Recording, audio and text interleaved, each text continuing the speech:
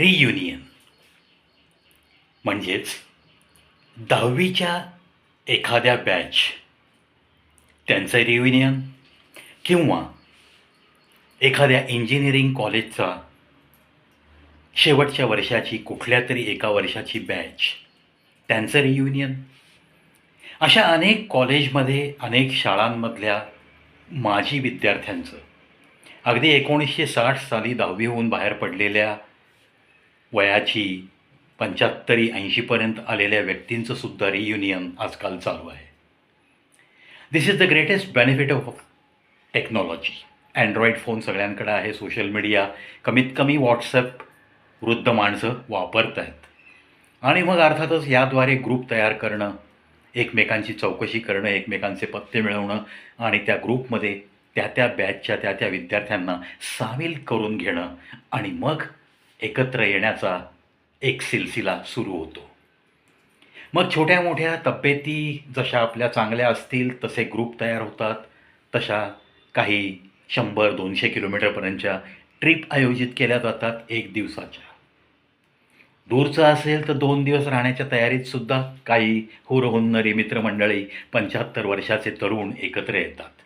अशीच एक 75 वर्षाच्या तरुणांची बातमी माझ्या आज वाचनात आली आणि म्हणूनच हा व्हिडिओ बनवावासा वाटतोय. त्या बातमीत 1966 सालचे मित्र साधारणतः 20-25 मित्र एकत्र भेटले आणि त्यांनी ठरवलं की आता आपण नेहमी भेटायचं आहे आणि मग 2 महिन्यात एक ट्रिप आयोजित केली. 75 वर्ष वय, प्रत्येकाने आयुष्याचा पूर्णपणे उपभोग घेतलेला, प्रत्येकाची मुलं वेल सेटल्ड आणि या ग्रुपमध्ये 20-25 लोकांमध्ये 8 ते 10 माणसं अशी होती की ज्यांनी अतिशय चांगल्या हुद्द्यावरती कामं करून ते रिटायर झाले होते. त्यामध्ये काही मोठमोठे शास्त्रज्ञ, ते पण 2 जण आहेत. त्यानंतर अतिशय चांगल्या चांगल्या खात्यामध्ये सुपर क्लास 1 अधिकारी म्हणून रिटायर झालेले तशी 3-4 मित्र. काही जणं ITI वगैरे करून नामांकित कंपनीमध्ये व्यवस्थित काम करून 30-32 वर्ष व्यवस्थित रिटायर झालेले मोठमोठ्या कंपनींमधले, भले ते कर्मचारी का असेनात पण एक चांगलं आयुष्य जगणारी ती पण माणसं, असे 7-8 लोक. असे संमिश्र हा ग्रुप एका ट्रिपला निघतो. ती बातमी ट्रिप सगळी सक्सेस झाल्यानंतर एका पेपरला येते आणि त्याच्यातलं एक वाक्य मला खूप छान मनाला भावून गेलं की जेव्हा ट्रिपला जायचं ठरलं तेव्हा सर्वांनी 25 लोकांनी एकमताने त्याला होकार दिला आणि त्यानंतर गाडी जेव्हा आम्ही ठरवली आणि जिथं आपला पिकअप पॉईंट ठरवला होता त्या ठिकाणी सगळेजण जेव्हा एकत्र आलो तेव्हा गाडीत बसण्यापूर्वीच सगळ्यांनी आपापल्या पदाची झूल उतरवून बाहेर फेकून दिली आणि हास्य विनोद करत प्रत्येकजण त्या गाडीत चढता झाला. ह्या ज्या ओळी मी त्या बातमीमध्ये वाचल्या त्याच्यातलं प्रत्येकाने आपापल्या पदाची झूल बाहेर फेकून दिली हे माझ्या मनाला अतिशय भावलं. आणि हे ज्याला जमतं तोच माणूस खरं आयुष्य व्यवस्थित जगू शकतो. नाहीतर मग रिटायर झाल्यानंतर 10 ते 15 वर्ष झाली किंवा अगदी शेवटच्या श्वासापर्यंत सुद्धा तीच पोस्ट मिरवत बोलणारी माणसं पाहिली आहेत मी, स्वतः डोळ्याने पाहिली आहेत. अरे तुम्ही भले, मी तर म्हणतो तुम्ही चीफ ऑफ डिफेन्स स्टाफ म्हणून रिटायर झालेला असाल, पण तुम्ही जेव्हा एखाद्या हाऊसिंग सोसायटीमध्ये राहायला जाता, भले तुम्ही एखाद्या जिल्ह्याचा कमिशनर म्हणून किंवा DIG म्हणून रिटायर झालात, पण तुम्ही जेव्हा एखादा सामान्य माणसांच्या, मध्यमवर्गीय माणसांच्या हाऊसिंग सोसायटीत एखाद्या मोठ्या बिल्डिंगच्या अपार्टमेंटमधला फ्लॅट परचेस करून तिथं राहायला जाता, तेव्हा जर तुम्ही ही झूल उतरवून लोकांमध्ये मिक्स होऊ शकत नसाल तर तुमचं वार्धक्य म्हणावं तितकं सुकर जात नाही. हे सत्य आहे. त्यामुळं मला हा 2-4 ओळी मला खूप आवडल्या त्या बातमीतल्या आणि त्याद्वारे संदेश देण्यासाठी आजचा हा व्हिडिओ.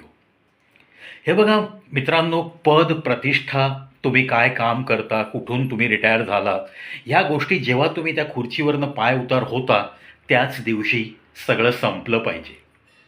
त्या पदाचा अहंकार, त्या पदाची मनातल्या मनात असलेली एक घमेंड किंवा माझ्यासारखं कोणीच नाही आहे जगात अशी समजूत करत तुम्ही जर जगत असाल तर तो मुद्दा तुमच्या मनातनं बाहेर फेकून देता आला पाहिजे. म्हणजेच तुम्हाला त्या पदाची झूल उतरवून सामान्य माणसांमध्ये मिसळून जगता येणं ही पण एक कला आहे.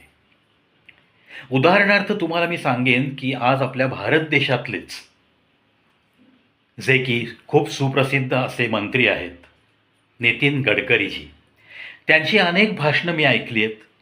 त्यांच्या एक दोन भाषणामध्ये त्यांनी आवर्जून उल्लेख केलेला आहे तो याच गोष्टीचा. त्यांनी चक्क सांगितलं आहे, अहो हे पद, प्रतिष्ठा, हे मंत्रीपद किंवा आज मला असलेली ही झेड सिक्युरिटी वगैरे वगैरे, हा मान सन्मान, ही सरकारी गाडी, सरकारी बंगला कधीपर्यंत आहे? कधीपर्यंत? जोपर्यंत सरकार आमचं असेल तोपर्यंत. त्या सरकारातल्या व्यक्तींना जोपर्यंत वाटतं नितीन गडकरी कॅपेबल आहे तोपर्यंत मी मंत्री आहे, तोपर्यंतच मला ह्या सगळ्या सुविधा आहेत. एकदा ते संपलं की पुढच्या 5व्या मिनिटाला I am also a common Indian, मी पण एक साधा व्यक्ती आहे. त्यामुळं अशी झूल पांघरत जगणं मला तरी नक्कीच आवडत नाही, हे त्यांनी स्पष्ट आणि परखडपणे व्यक्त केलं होतं अनेक भाषणांमध्ये. तर हाच मुद्दा मला आवडतो. त्याच्यामुळं मित्रांनो, मी अमुक होतो, मी तमुक होतो, अशा टिमक्या वाजवत वयाच्या 65 नंतर जर कोणी जगत असेल तर त्याला कानामध्ये समजावून सांगा. तुमच्या जवळचा असेल तर त्याला इतकंच सांगा, आता तो भूतकाळ झाला, ठीक आहे, त्याच्याबद्दल तुला काहीतरी निवृत्तीवेतन वगैरे मिळतं आहे, त्याचा उपभोग घे, पण वारंवार लोकांमध्ये जेव्हा तू मिसळतोस तेव्हा तुझ्याहीपेक्षा मातब्बर मंडळी तुझ्या अवतीभोवती असू शकतात. तुझ्याहीपेक्षा चांगल्या पोस्टवरनं रिटायर झालेली माणसं तिथं असू शकतात, जी कधीही बोलून पण दाखवत नाहीत. त्यांचा हा गुण घेण्यासारखा आहे, तो गुण घ्यायला शिक आणि तुझ्या पदाची, तुझ्या त्या त्या वेळच्या प्रतिष्ठेची ही झूल उतरवून तू जर कॉमन मॅनसारखा माणसांमध्ये मिसळणार असशील तर तुझं वार्धक्य एक चांगलं वार्धक्य म्हणून गणलं जाऊ शकतं. तुला जीवनानंद चांगला मिळू शकतो. त्यामुळंच ह्या मित्रांचं जे रियुनियन होतं ना, ते अशा गोष्टींचा प्रसार करण्यासाठी सुद्धा खूप छान उपयोगी पडतं असंच मी मानतो. मित्रांनो, झूल उतरवून टाकणं म्हणजेच स्वतःची जी काय कर्तृत्व आहेत ती वारंवार टिमक्या वाजवल्यासारखी जगाला सांगत बसण्यासाठी नाही आहेत, इतकं मनाला समजावून सांगा. भले तुम्ही काय PhD असाल कुठल्या तरी विषयात, याचा अर्थ तुम्ही जगामध्ये सर्वश्रेष्ठ आहात असा काही करून घेतला असेल तर तो चुकीचा असतो. कारण PhD झालेल्यांची संख्यासुद्धा आज प्रचंड प्रमाणात वाढलेली आहे. आता भले ते खूप मोठ्या कष्टाने जुने PhD झालेले लोक नावं ठेवतात की आजकाल PhD म्हणजे काय, पैसा फेको तमाशा देखो, कोणीतरी एक व्यक्ती थेसिस लिहितो, तुम्ही फक्त सह्या करायच्या, एवढे एवढे पैसे पोचवायचे वगैरे वगैरे. त्या क्षेत्राला सुद्धा बदनामीचा कलंक लावणारी माणसं काही कमी नाही आहेत. याचा अर्थ हुशारीने PhD मिळवणारे सुद्धा त्यातच भरडायचे असं काही नाही आहे. तथापि जे काही तुम्ही शिक्षण शिकलायत, तुमच्याहीपेक्षा मातब्बर मंडळी तुम्हाला माहीत नसतात, तुमच्या अवतीभोवती असू शकतात.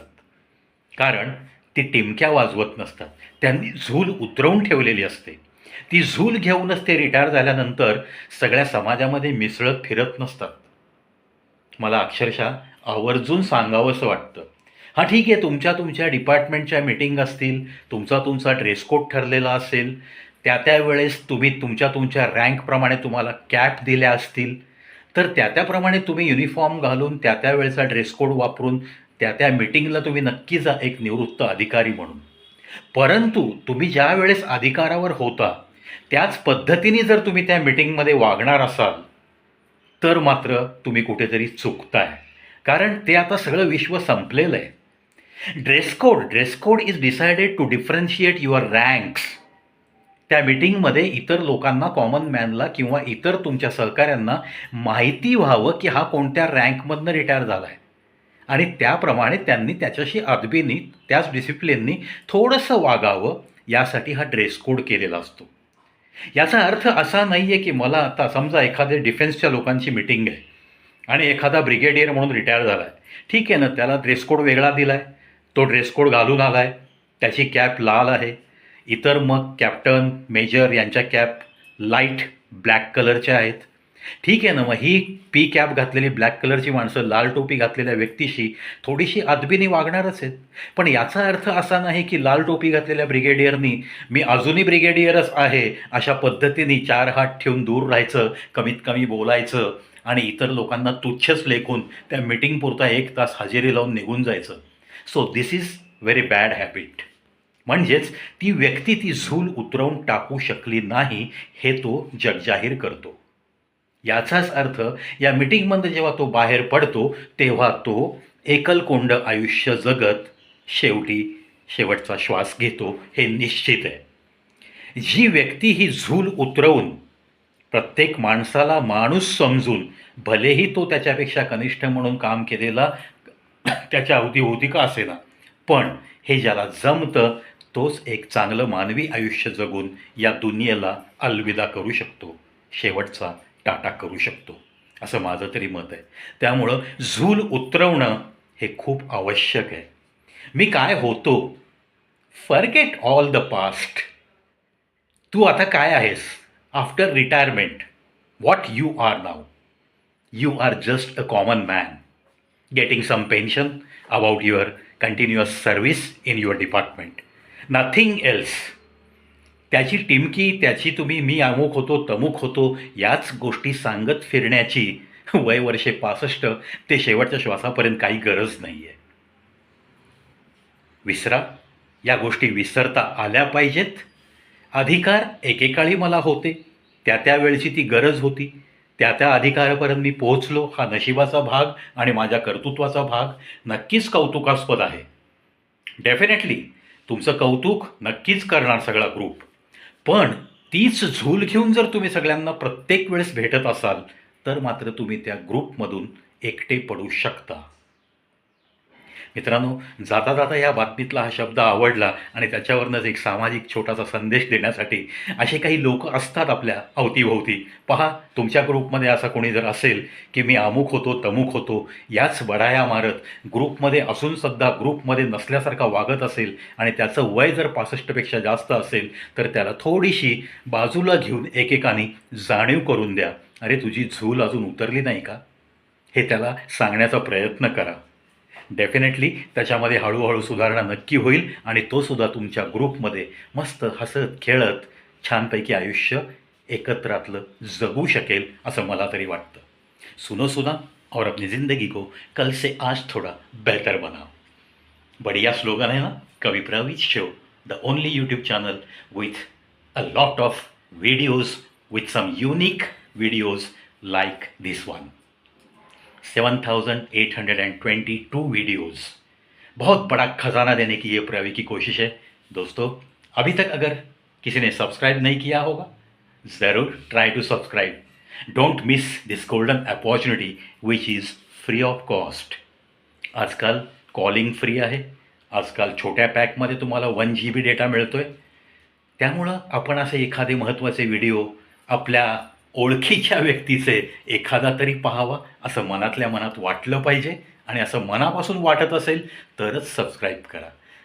I don't like to insist anybody to subscribe my channel and please try to like my videos असं मी 7,822 पैकी खूप कमी वेळा बोललो आहे मित्रांनो. हार्डली या बोलण्याची हाफ सेंचुरी पूर्ण झाली असेल कदाचित. 5 वर्ष आपण पूर्ण करतो आहे लवकरच या चॅनलला आणि 5 वर्षात कमीत कमी आपल्याला 8,000 व्हिडिओ तरी अपलोड झाले पाहिजेत, हे माझं एक छोटंसं स्वप्न आहे. And now we have reached up to 7,822. Still 75 days are there. A lot of time is there. Do visit Kavi Praveej show on YouTube and try to enjoy each and every video to get something in life.